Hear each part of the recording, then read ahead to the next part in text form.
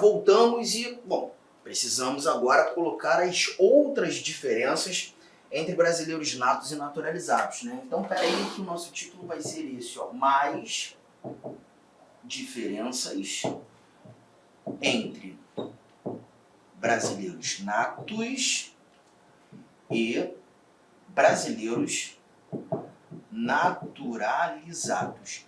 Tem coisa aqui que a gente já comentou. Por exemplo, o artigo 5º, inciso de número 51, ele vai trazer informações sobre a extradição passiva de brasileiros. Quando nós conversamos sobre os dispositivos do artigo 5º, nós comentamos sobre isso, né? Nós vimos que o brasileiro nato ele nunca será extraditado passivamente, mas o brasileiro naturalizado pode ser extraditado passivamente. Nessa linha de raciocínio, chegamos à conclusão que existe uma diferença entre o nato e o naturalizado no que tange a extradição. O naturalizado pode ser extraditado quando pratica um crime comum antes da naturalização e se for comprovado o envolvimento em tráfico ilícito de entorpecentes, drogas afins, ele pode ser extraditado antes ou depois. Vimos isso, primeiro ponto resolvido. Legal? Segunda diferença, ou outra diferença, a gente vai lá para o artigo 57, parágrafo 5º, que fala sobre o cargo de presidente do Congresso Nacional. Tá? Você vai analisar aí na sua Constituição, você vai perceber que o presidente do Congresso Nacional ele é obrigatoriamente o presidente do Senado Federal. Então, quando no Senado Federal é escolhido o presidente, esse presidente do Senado passa a ser obrigatoriamente o presidente do Congresso.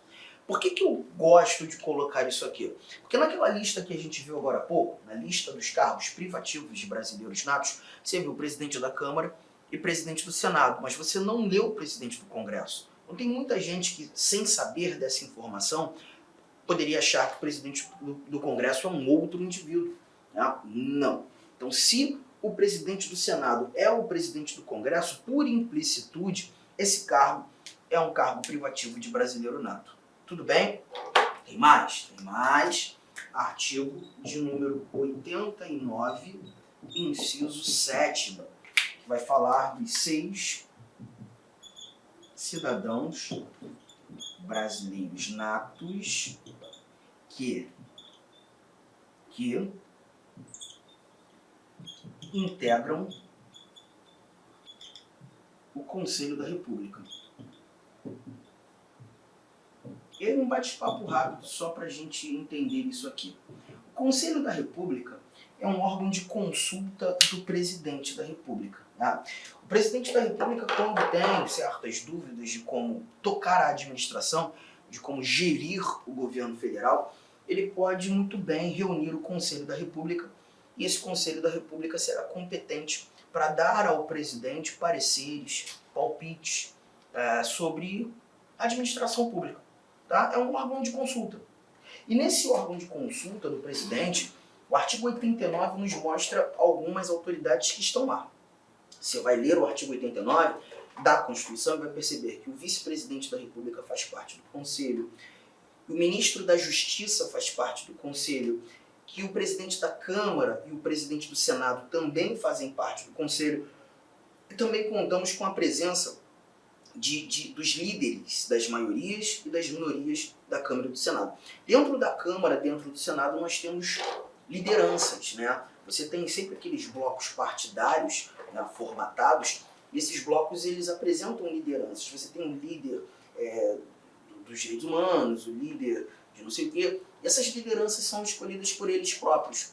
Como aqui nós temos um órgão de consulta do presidente sobre a administração pública, é muito importante que o presidente escute também aquilo que parte das lideranças, né? Porque aí você vai perceber que essas lideranças elas articulam as proporções, as representações diversas que nós temos no Brasil, que é um país absolutamente diversificado.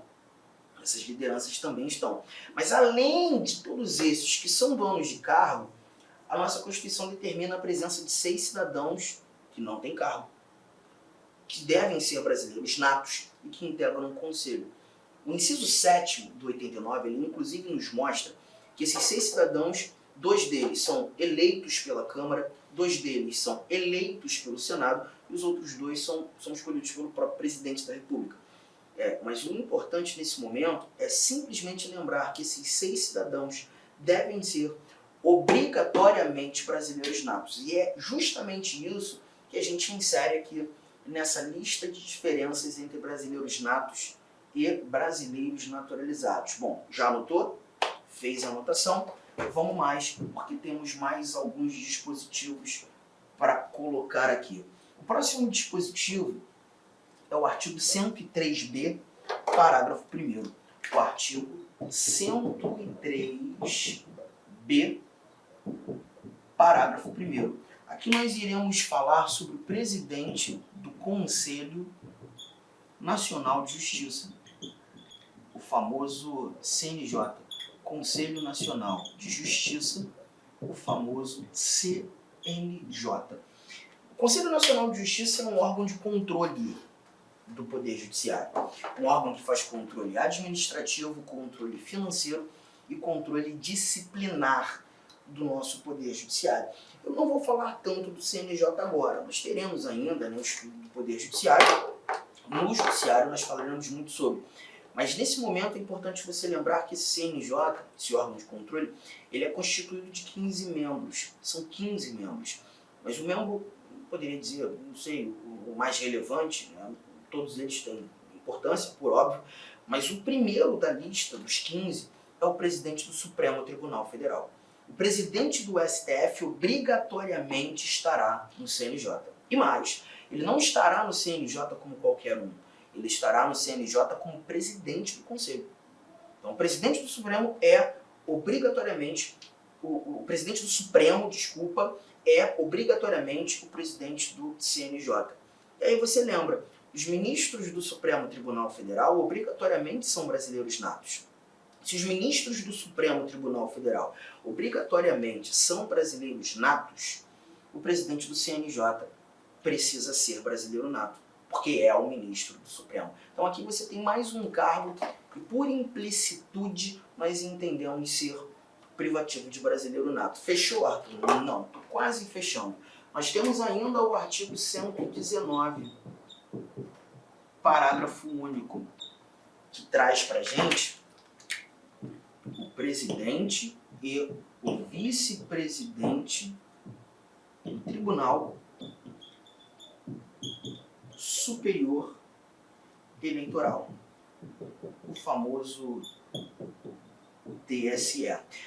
O Tribunal Superior Eleitoral é o órgão de cúpula da Justiça Eleitoral. Mas é importante fazer apenas alguns comentários. A Justiça Eleitoral ela não possui um quadro próprio de magistrados. A demanda de processos eleitorais é muito pequena. Por isso, o Constituinte, quando apresentando os órgãos da Justiça Eleitoral, ele entendeu razoável pegar magistrados de outras justiças que cumularão atividade na nossa Justiça Eleitoral. Por exemplo, esse TSE, o artigo 119 vai te dizer que nós contamos com 7 ministros. São 7 magistrados que atuam no TSE. Todos eles são de outros lugares, né? Por exemplo, desses 7, 3 ministros são do Supremo Tribunal Federal. Outros 2 ministros são do Superior Tribunal de Justiça. 3 do STF e 2 do STJ. Já estou contando 5. Para fechar o time de 7, nós contamos com a presença de 2 advogados.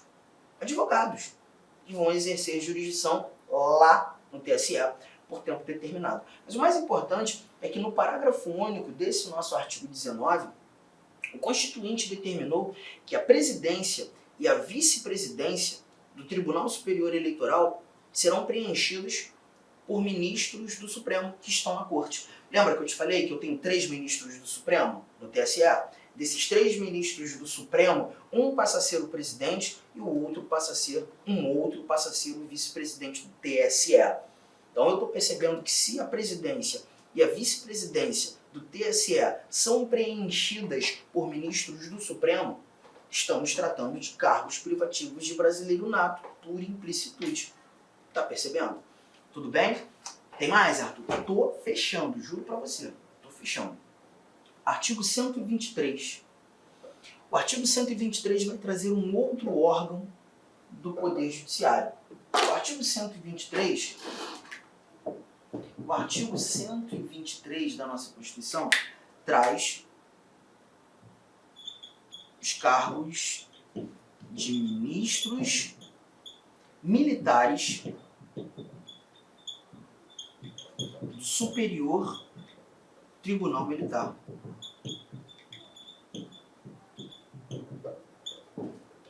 O famoso STM. Bom, vamos lá. O artigo 123 ele vai te contar também que no STM, no Superior Tribunal Militar, nós contamos com 15 ministros. Mas esses 15 ministros, todos eles são indicados. Dos 15 ministros, 10 são ministros militares. 10 são ministros militares. Ministros militares, que são oriundos das armas. Marinha, Exército e Aeronáutica. Os outros 5 ministros são ministros civis. Vem da vida civil, da vida cívica, né? E aí você vai perceber que esses 5 ministros civis, 3 deles são advogados, um é um juiz que vem da primeira instância da Justiça Militar, e um outro vem do Ministério Público Militar. Deixa eu te contar uma coisa. Para ser advogado eu não preciso ser nato. Para ser juiz eu não preciso ser nato. Para ser membro do MP eu não preciso ser nato. Então esses aqui não necessariamente são brasileiros natos. Mas esses que vêm da Marinha, do Exército, da Aeronáutica, antes de chegarem aqui, eles eram oficiais generais da Marinha, do Exército, da Aeronáutica. Olá, meus amigos! Inicialmente eu peço licença a vocês, pois interrompi os seus estudos, mas esse vídeo é um vídeo promocional da Lá Concurso, é um vídeo para você se deparar aqui com o nosso site. Se você quiser assistir o final desse vídeo, se você quiser assistir o PDF, quer fazer o curso completo, ponto a ponto do edital, super atualizado, enxuto, eu convido você a se matricular no nosso curso, tem um link aqui embaixo, o investimento apenas R$ 119,90. Para de reclamar aí que eu cortei o vídeo, cara, vai lá, tira o escorpião do bolso. Ah, não tenho, mentira, não acredito nisso, R$ 119,90, esse curso fabuloso aqui da Lá Concursos, o melhor custo-benefício do mercado, ali você vai encontrar, tá certo? Todo o conhecimento necessário e suficiente para você ser aprovado no concurso da Guarda Civil. Só depende de você. E ainda, você tem ainda a nossa metodologia do Personal Coach, que é o estudo e regime de metas. Bacana? Vamos lá, vem estudar com a gente aqui na Lá Concurso. Forte abraço, fique com Deus. Tchau, tchau.